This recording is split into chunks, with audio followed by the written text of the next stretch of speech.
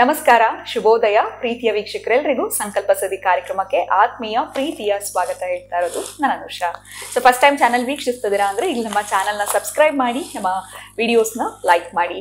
ಇನ್ನು ನಿಮ್ಮ ಜೀವನದಲ್ಲಿ ಅನೇಕ ರೀತಿಯಾಗಿರುವಂತಹ ಕಷ್ಟಗಳು, ಸಮಸ್ಯೆಗಳು, ತೊಂದರೆಗಳು ಎಲ್ಲ ರೀತಿ ಪರಿಹಾರ ಮಾಡ್ಕೊಳ್ತಾ ಬರ್ತಿದೀವಿ. ಆದರೂ ಕೂಡ ಸಮಸ್ಯೆಯಿಂದ ಹೊರಗಡೆ ಬರೋಕ್ಕಾಗ್ತಿಲ್ಲ ಅಂದರೆ ಖಂಡಿತವಾಗ್ಲೂ ಚಿಂತೆ ಮಾಡಬೇಡಿ. ಇವತ್ತೇ ಈಗಲೇ ನೀವು ಅಕ್ಷಯ ವೃಕ್ಷವನ್ನ ಬರ್ಮಾಡ್ಕೊಳ್ಬೋದು. ಸಾಕಷ್ಟು ಜನ ಅಕ್ಷಯ ವೃಕ್ಷವನ್ನ ಬರ್ಮಾಡ್ಕೊಂಡ್ಮೇಲೆ ಅವರ ಜೀವನದಲ್ಲಿ ಆಗ್ತಾ ಇದ್ದಂತಹ ತೊಂದರೆಗಳಿಂದ ಹೊರಗಡೆ ಬಂದರೆ ಇದ್ರ ಬಗ್ಗೆ ಹೆಚ್ಚಿನ ಮಾಹಿತಿ ಬೇಕು ಅಂದ್ರೆ ಸ್ಕ್ರೀನ್ ಮೇಲೆ ಬರ್ತಿರುವಂತಹ ಸಂಖ್ಯೆಗಳಿಗೆ ನೀವು ನೇರವಾಗಿ ಕಾಲ್ ಮಾಡಬಹುದು, ಮಾಹಿತಿಯನ್ನ ಪಡ್ಕೊಳ್ಬಹುದು. ಏನೋ ಎಂದಿನಂತೆ ಇವತ್ತಿನ ಕಾರ್ಯಕ್ರಮದಲ್ಲಿ ನಮಸ್ಕರಿದ್ದಾರೆ ಸ್ಪಿರಿಚುವಲ್ ಗುರು ಡಾಕ್ಟರ್ ವಿಷ್ಣುದತ್ತ ಗುರುಜಿ ಅವರು. ಬನ್ನಿ ಗುರುಗಳನ್ನ ಇವತ್ತಿನ ಕಾರ್ಯಕ್ರಮಕ್ಕೆ ನಾವು ಬರ್ಮಾಡ್ಕೊಳ್ಳೋಣ. ನಮಸ್ತೆ ಗುರುಗಳೇ, ಕಾರ್ಯಕ್ರಮಕ್ಕೆ ಆತ್ಮೀಯ ಸ್ವಾಗತ. ಗುರುಗಳೇ, ತುಂಬಾ ಸಿಂಪಲ್ ಆಗಿರುವಂತಹ ಒಂದು ವಿಚಾರವನ್ನ ತಮ್ಮ ಮುಂದೆ ಇಡ್ತಾ ಇದ್ದೀನಿ. ಕೆಲವೊಂದ್ಸರಿ ಮಾತುಗಳು ಬಂದಾಗ ಈ ಪುರಾಣಗಳು, ಕಥೆಗಳನ್ನ ಸ್ವಲ್ಪ ಮಟ್ಟಿಗಾದ್ರೂ ತಿಳ್ಕೊಂಡಿರ್ಬೇಕು ಅನ್ನೋದನ್ನ ದೊಡ್ಡವರು, ಹಿರಿಯರು ಮನೇಲಿ ಹೇಳ್ತಾ ಇರ್ತಾರೆ. ಇನ್ನು ಅದರಲ್ಲೂ ಈ ಭಗವದ್ಗೀತೆನ ನಾವು ಯಾಕೆ ಓದಬೇಕು ಗುರುಗಳೇ?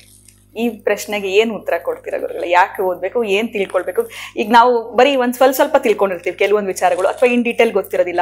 ಒಂದ್ಸಲಿ ಓದಿದ್ರೆ ನಿಮ್ಗೆ ಅದ್ರ ಬಗ್ಗೆ ಗೊತ್ತಾಗ್ತಿತ್ತು ಅಂತೆಲ್ಲ ಮಾತುಗಳು ಬರ್ತಿರುತ್ತೆ. ಸೊ ಯಾಕೆ ಓದಬೇಕು, ಏನು ಹೇಳ್ತೀರಾ ಗುರುಗಳೇ? ಎಷ್ಟು ಇಂಪಾರ್ಟೆಂಟು ಓದೋದ್ರಿಂದ ಅನ್ನೋದ್ರ ಬಗ್ಗೆ? ಓಂ ವಿಶ್ವಸ್ಮೈ ನಮಃ. ಪ್ರೀತಿಯ ಬಂಧುಗಳೇ, ಯಾಕೆ ಓದಬೇಕು?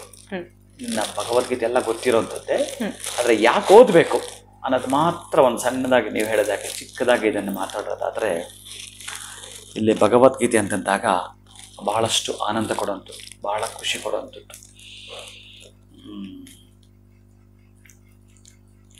ಕೃಷ್ಣ ಏನು ಹೇಳಿದ್ದಾನೆ, ಆಯುಧವನ್ನು ಎತ್ತಬೇಡ, ಆಯುಧವನ್ನು ಯಾವುದೇ ಕಾರಣಕ್ಕೂ ಎತ್ತಬೇಡ, ಆದರೆ ಈ 5 ಸಂದರ್ಭಗಳಲ್ಲಿ ಆಯುಧವನ್ನ ಎತ್ತಲೇಬೇಕು.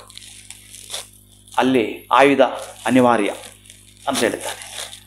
ಅಂತಹ ಆ 5 ಸಂದರ್ಭಗಳು ಯಾವುವು ಅನ್ಲಿಕ್ಕಾದ್ರೂ ನಾವು ಭಗವದ್ಗೀತೆ ಓದಬೇಕಾಗತ್ತೆ. ಆ 5 ಸಂದರ್ಭಗಳಲ್ಲಿ ಅವು ಹೇಗೆ ಬರ್ತವೆ, ಅಂತಹ ಸಂದರ್ಭಗಳಲ್ಲಿ ಬಳಸೋ ಆಯುಧ ಯಾವುದು ಅನ್ನೋದು ನಮಗೆ ಗೊತ್ತುಪಡಿಸ್ತಾನೆ. ಇನ್ನು ಈ ಭಗವದ್ಗೀತೆ ಯಾವ ಧರ್ಮವನ್ನು ನೀನು ಗೌರವಿಸಬೇಡ, ಯಾವ ಧರ್ಮವನ್ನು ನೀನು ಅವಮಾನಿಸಬೇಡ ಅಂತ ಎಲ್ಲೂ ಹೇಳಿಲ್ಲ. ಯಾಕೆ ಹೇಳಿಲ್ಲ ಅಂದರೆ, ಈ ಭಗವದ್ಗೀತೆ ಈ ಹಿಂದೂ ಧರ್ಮ ಅಂತ ಹುಟ್ಟಿದಾಗ ಯಾವ ಧರ್ಮಗಳು ಇರಲಿಲ್ಲ, ಯಾವ ಹುಟ್ಟಿರಲಿಲ್ಲ. ಅದಕ್ಕಾಗಿ ಇಂಥ ಧರ್ಮ ಗೌರವಿಸುವಂತ ಹೇಳಲಿಕ್ಕೆ ಇದ್ದಿದ್ರೆ ಬಹುಶಃ ಹೇಳಬಹುದಿತ್ತೇನೋ. ಇದೆಲ್ಲ ನಮ್ಗೆ ಗೋಚರ ಆಗುತ್ತೆ. ನಮ್ಮ ಹಿಂದುತ್ವ, ಹಿಂದೂ ಧರ್ಮಕ್ಕೆ ಸಂಬಂಧಪಡುವಾಗ ಯಾರನ್ನು ಅವಹೇಳನ ಮಾಡಬೇಡ ಅಂತಂದ್ರೆ ಅದರ ಅರ್ಥ ಏನು? ಮಾಡಕ್ಕೆ ಯಾವ ಅಂತ ವಿರೋಧ ಪಕ್ಷ ಉಟ್ಕೊಂಡಿರ್ಲಿಲ್ಲ. ಅದಕ್ಕಾಗಿ ಎಲ್ಲರೂ ಸಮಾನವಾಗಿ ಕಾಣುವನ್ನೋದ್ರ ಅರ್ಥ ಅದು, ಅವಮಾನಿಸಲ್ಲ. ಇನ್ನು 5 ಸಂದರ್ಭಗಳಲ್ಲಿ ಆಯುಧವನ್ನ ಎತ್ತಲೇಬೇಕು ಅಂತ ಹೇಳುತ್ತೆ. ಯಾವುದ್ಯಾವುದು?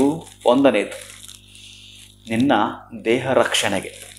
ನಿನ್ನ ದೇಹ ರಕ್ಷಣೆಗೆ ಗಂತವಂತಲ್ಲ, ಅದನ್ನು ಹೇಗೆ ಪ್ರೊಟೆಕ್ಟ್ ಮಾಡ್ಕೋಬೇಕು ಅನ್ಲಿಕ್ಕೆ ನೀವು ಆ ಭಗವದ್ಗೀತೆಯನ್ನು ಓದಬೇಕಾಗತ್ತೆ. ಎರಡನೇದು ದೇಶ ರಕ್ಷಣೆ. ಇಲ್ಲಿ ದೇಹಕ್ಕೆ ಸ್ವಲ್ಪ ಆಗು ಹೀಗೋ ಆದರೂ ಏರುಪೇರಾದ್ರೂ ನಾವು ತಡ್ಕೋಬೇಕಾಗತ್ತೆ. ದೇಶದ ವಿಷಯ ಅಂತ ಬಂದಾಗ ನೀವು ಕಾಂಪ್ರಮೈಸ್ ಆಗೋ ಹಾಗಿಲ್ಲ. ನೀವು ಅಲ್ಲಿ ರಕ್ಷಣೆ ಮಾಡಲಿಕ್ಕೆ ಎದ್ದು ನಿಲ್ಲಬೇಕು. ಆವಾಗ ಆಯುಧವನ್ನು ತೆಗೆಯಬೇಕು. ಯಾವ ಆಯುಧ ಅದನ್ನ ಹೇಳ್ತಾನೆ. ಅದಕ್ಕಾಗಿ ನೀವು ಭಗವದ್ಗೀತೆಯನ್ನು ಓದಬೇಕಾಗತ್ತೆ. ಇನ್ನು ಮೂರನೇದು ಧರ್ಮ ರಕ್ಷಣೆ. ದೇಹ ಆಯಿತು, ದೇಶ ಆಯಿತು, ಧರ್ಮ ಆಯಿತು. ಧರ್ಮ ರಕ್ಷಣೆಗಾಗಿ ನೀವು ಈ ಭಗವದ್ಗೀತೆಯನ್ನು ಓದಲೇಬೇಕು. ಇನ್ನು ನಾಲ್ಕನೆಯದು ಧೇನು ರಕ್ಷಣೆ. ಧೇನು ಅಂತಂದ್ರೆ ಕಾಮಧೇನು, ಗೋವು ರಕ್ಷಣೆಯನ್ನು ಮಾಡಬೇಕಾದ್ರೆ ನೀವು ಆ ಭಗವದ್ಗೀತೆಯನ್ನು ಓದಲೇಬೇಕು. ಯಾಕಂದರೆ ಅದು ಜಗನ್ಮಾತೆ, ತಾಯಿ, ನಿಮಗೆ ಜನ್ಮ ಕೊಟ್ಟ ತಾಯಿಯಷ್ಟೇ ಪಾವಿತ್ರ್ಯ. ಅದಕ್ಕಾಗಿ ಗೋವನ್ನು ರಕ್ಷಣೆ ಮಾಡಬೇಕಾದ್ರೆ ಆವಾಗ ನೀನು ಆಯುಧವನ್ನು ಎತ್ತು ಅಂತ ಹೇಳ್ತಾನೆ. ಇನ್ನು ಐದನೆಯದು ಧರಣಿ ಅಂದರೆ ಸ್ತ್ರೀ. ಸ್ತ್ರೀಯನ್ನ ರಕ್ಷಣೆ ಮಾಡಬೇಕಾದ್ರೆ ಆಯುಧವನ್ನು ಎತ್ತು ಅಂತ ಹೇಳಿದ್ದಾನೆ. ದೇಹ, ದೇಶ, ಧರ್ಮ, ಧೇನು, ಧೇನು ಹಾ ಅಂದ್ರೆ ಕಾಮಧೇನು. ಕಾಮಧೇನು. ನಾನು ಯಾಕೆ ಈ ಧಾನ್ಯ ಬಳಸ್ತೇನೆ ಅಂತಂದ್ರೆ ಆ ಧೇನು, ಕಾಮಧೇನು, ಗೋವು ಅಂದ್ರೆ ಈ 5 ಪದಗಳು ದ ಅಂತ ಯಾಕೆ ತೆಗೆದುಕೊಂಡಿರ್ತೇನೆ ಅಂತಂದ್ರೆ ನಿಮಗೆ ನೆನಪಿಟ್ಕೊಳ್ಳೋಕೆ ಈಸಿ ಆಗ್ಲಿ ಅಂತ. ಮತ್ತೊಮ್ಮೆ ಹೇಳ್ತೇನೆ, ದೇಹ, ದೇಶ, ಧರ್ಮ, ಧೇನು, ಧರಣಿ, ಕಾಮಧೇನು, ಒಟ್ಟಾರೆಯಾಗಿ ಧೇನು ಅಂತಂದ್ರೆ ಅಂತಹ 5 ಕೂಡ ರಕ್ಷಣೆ ಮಾಡಬೇಕು ಅಂತಂದ್ರೆ ಅದು ಹೇಗೆ ಮಾಡಬೇಕು? ಆಯುಧ ಅಂತಂದ್ರೆ ಯಾವುದೋ ನೀವು ಸಿಗುವಂತ ಫಿಸಿಕಲ್ ಆಯುಧ ತಗೊಂಡು ಏನೋ ಮಾಡುವಂತಲ್ಲ. ಅದನ್ನು ಓದಿದರೆ 18 ಅಧ್ಯಾಯದ ಅಷ್ಟು 700 ಶ್ಲೋಕಗಳು ಓದಿದರೆ ನಿಮ್ಗೆ ಅರ್ಥ ಆಗ್ಬಿಡುತ್ತೆ.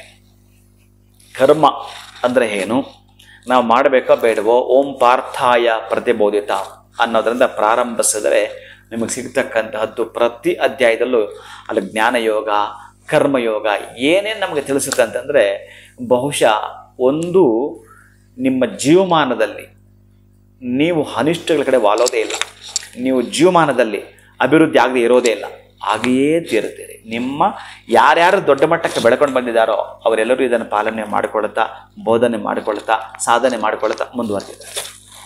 ಅದಕ್ಕಾಗಿ ಅಂತಹ ರಕ್ಷಣಾತ್ಮಕವಾಗಿರ್ತಕ್ಕಂಥ ಕವಚ ಏನಾದರೂ ಇತ್ತು ಅಂತಂದರೆ, ಬುಲೆಟ್ ಪ್ರೂಫ್ ಜಾಕೆಟ್ ಏನಾದ್ರು ಇತ್ತು ಅಂತಂದರೆ ಅದು ಭಗವದ್ಗೀತೆಯೇ. ಎಲ್ಲದರಲ್ಲೂ ಕೂಡ ನಿಮ್ಮನ್ನು ರಕ್ಷಣೆ ಮಾಡುತ್ತೆ. ಆಮೇಲೆ ಒಂದು ನಾನು ಯಾಕೆ ಇದನ್ನು ಹೇಳಬೇಕು ಅಂತಂದರೆ, ನಮಗಿರ್ತಕ್ಕಂಥದ್ದು ಇದೊಂದೇ ದೇಶ. ಅದಕ್ಕಾಗಿ ನೀವು ದೇಶವನ್ನು ಕಾಪಾಡಿಕೊಳ್ಳಲೇಬೇಕಾಗತ್ತೆ. ನಿಮಗಿರೋದು ಇದೊಂದೇ ದೇಹ, ಈ ದೇಹ ನೀವು ಕಾಪಾಡ್ಕೊಳ್ಳಲೇಬೇಕಾಗತ್ತೆ. ನಮಗಿರೋದು ಇದೊಂದೇ ಧರ್ಮ, ನೀವು ಕಾಪಾಡ್ಕೊಳ್ಳಲೇಬೇಕಾಗತ್ತೆ. ಇನ್ನು ಧೇನು ಹೋದರೆ ಹಚ್ಚ ಹಸಿರು ಎಲ್ಲ ನಿಂತೋಯ್ತು ಅಂದರೆ ಇನ್ನು ಕ್ಷಾಮರ, ಡಾಮರ, ಅಗ್ನಿ, ಭಯ, ಭೀತಿ, ಭೂಕಂಪ, ಪ್ರಳಯ ಸ್ಟಾರ್ಟ್ ಆಗಿಬಿಡ್ತವೆ. ಕಾಮಧೇನು ಇಲ್ಲ ಅಂತ. ಅದಕ್ಕಾಗಿ ಬೇರೆ ಧರ್ಮಗಳಿಗೆ 100 ರಾಷ್ಟ್ರಗಳಿದ್ದಾವೆ, ಬೇರೆ ಬೇರೆ ಧರ್ಮಗಳಿಗೆ 100 ರಾಷ್ಟ್ರಗಳು, ಕೆಲವೊಂದಕ್ಕೆ 50 ರಾಷ್ಟ್ರಗಳು, ಈಗೆಲ್ಲ ಇದ್ದಾವೆ ರೀ. ನಮ್ಮ ಈ ಒಂದು ಹಿಂದೂ ಧರ್ಮಕ್ಕೆ ಇರತಕ್ಕಂತಹ ದೇಶ ಯಾವುದಾದ್ರೂ ಇತ್ತು ಅಂತಂದರೆ ಈ ನಮ್ಮ ಭಾರತ ದೇಶ ಮಾತ್ರ. ಇದೊಂದೇ ಇರೋದು. ಇದನ್ನೂ ಕೂಡ ನೀವು ಉಳಿಸ್ಕೊಳ್ಳಲಿಕ್ಕೆ ಪ್ರಯತ್ನ ಪಟ್ಟಿಲ್ಲ ಅಂತಂದರೆ, ಈ 5 ಸಂದರ್ಭಗಳಲ್ಲಿ ನೀವು ಆಯುಧವನ್ನು ಎತ್ತಲಿಲ್ಲ ಅಂತಂದರೆ ಇನ್ನು ಯಾವಾಗ ನೀವು ಎತ್ತೋದು? ಇನ್ನೇನು ಮಾಡೋದು ನೀವು? ಅದಕ್ಕಾಗಿ ಏನು ಮಾಡಬೇಕು, ಏನು ಮಾಡಬಾರ್ದು ಅನ್ನಲಿಕ್ಕೆ ತಿಳಿದುಕೊಳ್ಳಲಿಕ್ಕಾದರೂ ಖಂಡಿತ ಭಗವದ್ಗೀತೆ ಪುಸ್ತಕ ಇಟ್ಕೊಡಿ. ಒಂದು ದಿನಕ್ಕೆ 1 ಪೇಜ್, 1 ಶ್ಲೋಕ, ಅದಕ್ಕೆ ಅರ್ಥ ತಿಳ್ಕೊಂಡು ಓದಿಯಪ್ಪ ಸಾಕು, ನಿಮ್ಮ ಜೀವನ ಸಾರ್ಥಕ ಆಗುತ್ತೆ. ನೀವು ಬೆಳಿಬೇಕು, ನೀವು ಮಾಡಬೇಕು, ಅದು ಮಾಡಬೇಕು, ಎಲ್ಲದಕ್ಕೂ ಅಲ್ಲೇ ಇದೆ. ಸಮಾಧಾನದ, ಸಾತ್ವಿಕದ ನಿಮಗೆ ಉತ್ತರ ಅಲ್ಲಿದೆ. ನೀವು ಏನು ಕೇಳ ಬಯಸ್ತೀರ ಅದಕ್ಕೂ ಅಲ್ಲಿ ಉತ್ತರವಿದೆ. ಒಂದು ಗೂಗಲ್ ಅಂತ ನೀವು ಹೇಳ್ತೀರಲ್ಲ, ಅದರ ಅಪ್ಪ ಅದು. ಎಲ್ಲ ಸಿಗುತ್ತೆ ನಿಮಗೆ ಅಲ್ಲಿ, ಅದ್ಭುತವಾದದ್ದು ಸಿಗುತ್ತೆ. ಇಡೀ ಜಗತ್ತಿನ ರಚನೆ ನಿಮಗೆ ಅಲ್ಲಿ ಸಿಗುತ್ತೆ. ಹೇಗೆ ಪೋಷಣೆ ಪಾಲನೆ ಮಾಡಬೇಕೋ ಅಲ್ಲಿ ನಿಮಗೆ ಸಿಗುತ್ತೆ. ಹೇಗೆ ನಾವು ಬದುಕಿ ಬಾಳ್ಬೇಕು ಅನ್ನೋದನ್ನು ತೋರಿಸುತ್ತೆ. ಅದು ಭಗವದ್ಗೀತೆ. ಖಂಡಿತ ಗುರುಗಳೇ, ಜೀವನದಲ್ಲಿ ನಮ್ಮ ಒಂದು ಜೀವನ ಸಾರ್ಥಕತೆ ಆಗಬೇಕು ಅಂತಂದ್ರೆ ಒಮ್ಮೆ ಆದ್ರೂ ಭಗವದ್ಗೀತೆ ಓದಬೇಕು ಅನ್ನೋದ್ರ ಬಗ್ಗೆ ತಿಳಿಸ್ಕೊಟ್ರಿ. ಜೊತೆಗೆ 5 ವಿಚಾರಗಳು ಹೇಗೆ ನಮ್ಮನ್ನ ಸಂರಕ್ಷಣೆ ಮಾಡ್ಕೊಳ್ಬೇಕು, ದೇಹ ಆಗಿರ್ಬೋದು, ದೇಶದ ರಕ್ಷಣೆ, ಧರ್ಮ ರಕ್ಷಣೆ, ಧೇನು ರಕ್ಷಣೆ, ಧರಣಿ ರಕ್ಷಣೆ, ಪ್ರತಿಯೊಂದು ಕೂಡ ಹೇಗೆ ಪ್ರೊಟೆಕ್ಟ್ ಮಾಡ್ಕೊಳ್ಬೇಕು ಅನ್ನೋ ವಿಚಾರಗಳನ್ನ ನಾವು ಭಗವದ್ಗೀತೆನಲ್ಲಿ ತಿಳ್ಕೊಳ್ಬಹುದು ಅನ್ನೋದ್ರ ಬಗ್ಗೆ ತಿಳಿಸ್ಕೊಟ್ರಿ. ಇಂಥ ಅದ್ಭುತವಾಗಿರುವಂತಹ ವಿಚಾರಗಳನ್ನ ನಮಗೆ ಅಚ್ಚುಕಟ್ಟಾಗಿ ತಿಳಿಸ್ಕೊಟ್ಟಿದ್ದಕ್ಕೆ ಬಹಳ ಧನ್ಯವಾದಗಳು ತಮಗೆ. ನಮಸ್ಕಾರ. ಹರೇ ಶ್ರೀನಿವಾಸ. ಇನ್ನು ವೀಕ್ಷಕರೇ, ವಿಡಿಯೋನ ಮುಗಿಸುವಂತಹ ಸಮಯ ಆಗಿದೆ. ನಮಸ್ಕಾರ.